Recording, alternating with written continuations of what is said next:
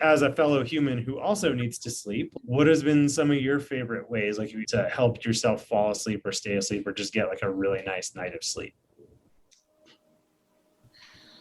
Lots of answers to this question. Sleep has been a, a big part of my health journey over the past couple of years. I would say number one, consistency is really key. That I feel most rested and at my best when my schedule is consistent.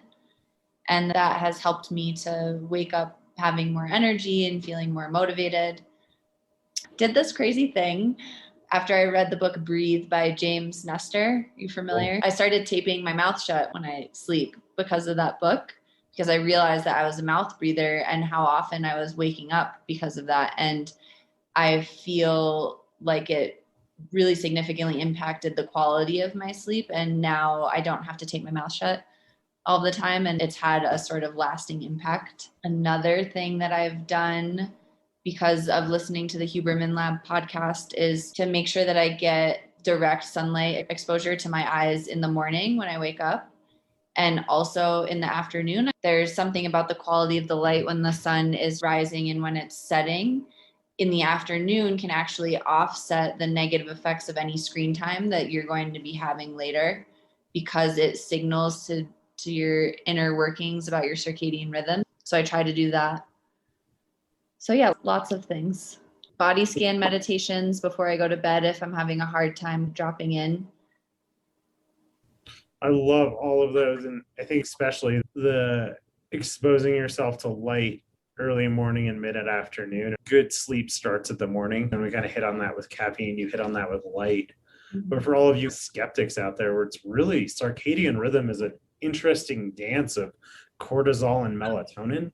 One, cortisol being the function of what wakes you up, and melatonin being the function of what's bringing you to sleep. Obviously, cortisol gets demonized as a stress response, and melatonin gets thought about as a supplement that helps you fall asleep. But they have different functions in the body in those contexts. And I think, if nothing else, just being outside is so wonderful. But when you layer that out, and I think exposing your eyeballs and also your skin as much as you can. There's arguments here even around sunscreen blocking some of the impacts, or different like glasses blocking the impacts of the light. Obviously, it was like negative something at our house this morning. I'm not going out there in my t-shirt or no shirt on to sunbathe when it's freezing cold out. But for people that live in warmer climates, going out there with no shoes on, if you're in a nice spot, feeling the earth and being out in the sun in the morning is such a lovely way to kickstart your energy and also prime you for a good night of sleep. Yeah, definitely.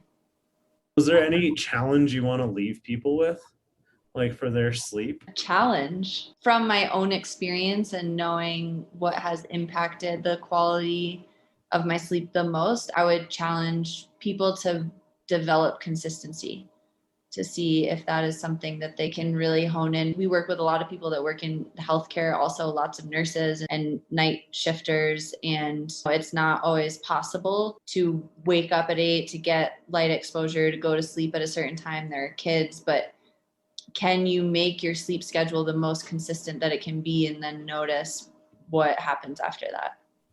Cool. I love that. Hopefully you all accept the invitation challenge. Stay curious.